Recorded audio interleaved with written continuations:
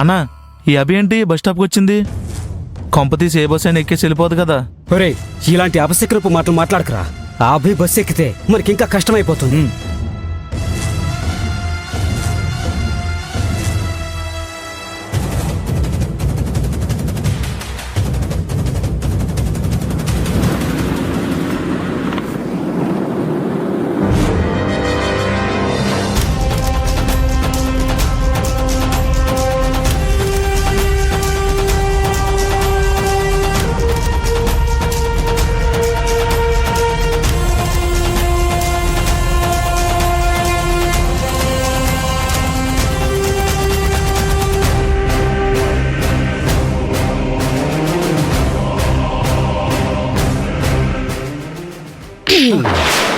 ఏం కంపెనీతో మాట్లాడకు, నువ్వన్నట్టే జరుగుతుంది.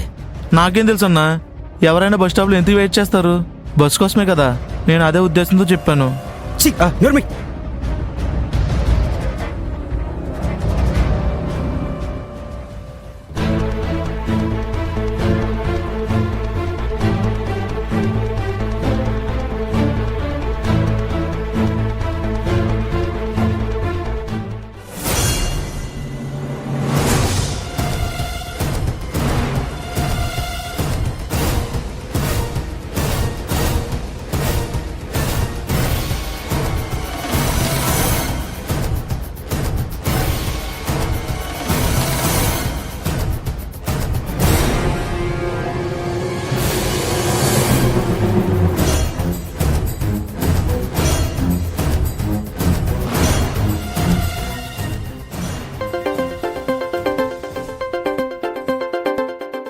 కనిష్క మేడం అప్పుడే ఫోన్ చేస్తుందేంటి? హలో, ఆ అభిన్ వేసేశారా? మేడం, వేసేయడం అంటే వేరుశనక్కాయలు తిన్నంత ఈజీ కాదు మేడం.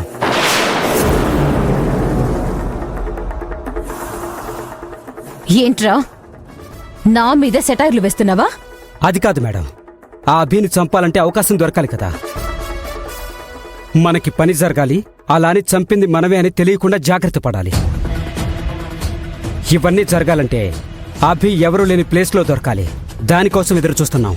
మీరేం చేస్తారో నాకు తెలీదు. ఈ రోజు మాత్రం ఆ అభి ప్రాణాలు గాల్లో కలిసిపోవాలి. అర్థమవుతుందా? ఇంతకీ ఎక్కడున్నారు? ఒక బస్ స్టాప్కి వచ్చాం మేడం.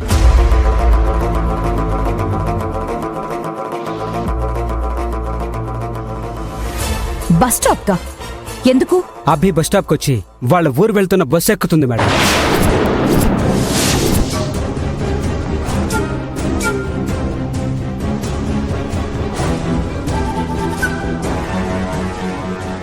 వాట్? అభి వాళ్ళ ఊరు వెళ్తుందా? అవును మేడం. ఒక పక్క అత్తయ్య మావయ్య పోలీస్ స్టేషన్లో ఉంటే అభి ఈ సమయంలో వాళ్ళ ఊరెందుకు వెళ్తున్నట్టు? ఒకవేళ వాళ్ళ అమ్మ నన్ను చూడడానికి వెళ్తుందేమో మేడం. లేదు లేదు, పరిస్థితి ఇంత సీరియస్గా ఉన్నప్పుడు వాళ్ళ ఊరు వెళ్తుందంటే కేవలం వాళ్ళ అమ్మా నాన్నని చూడ్డానికి మాత్రమే అయ్యుండదు. దాని వెనక ఇంకేదో ఆలోచన ఉండుంటుంది.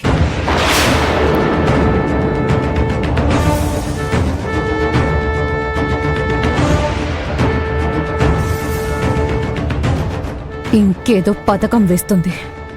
ఆ అభిని మనం అంత తక్కువ అంచనా వేయకూడదు. మరిప్పుడేం చేద్దాం మేడం? ఆ అభిని ఎట్టి పరిస్థితుల్లోనూ వదిలిపెట్టకండి. అది వేస్తున్న పథకం ఫలించకూడదు. అది ఫలించిందంటే నా ప్లాన్లన్నీ తలకిందులైపోతాయి. అందువల్ల మీరు కూడా అదే బస్ ఎక్కండి. తనని ఫాలో అయి వెళ్ళండి. ఆ అభి తన ఊరు చేరకముందే ఎక్కడ అవకాశం వస్తే అక్కడ వేసేయండి. అర్థమైందా? అలాగే మేడం. బాగా గుర్తుపెట్టుకోండి, ఈసారి మాత్రం ఎట్టి పరిస్థితుల్లోనూ మిస్ కాకూడదు. ఓకేనా? ఓకే మేడం, ఉంటాం.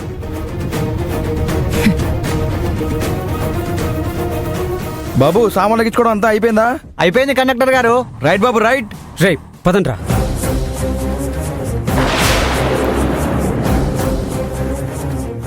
అన్న త్వరగా ఎక్కన్నా. ఎక్కరా, ఎక్కు. త్వరగా ఎక్కరా.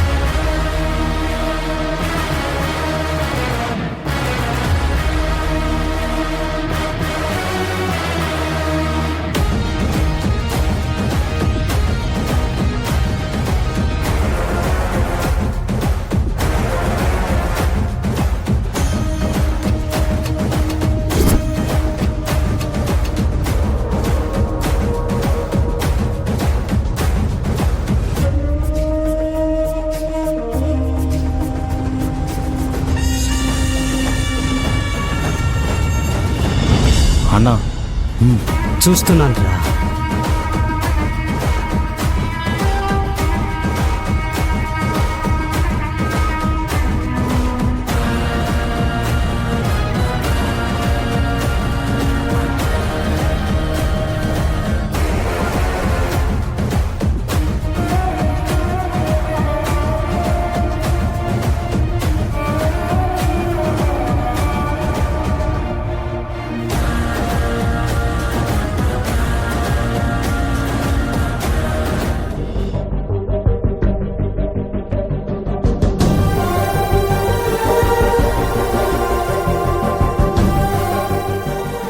వేద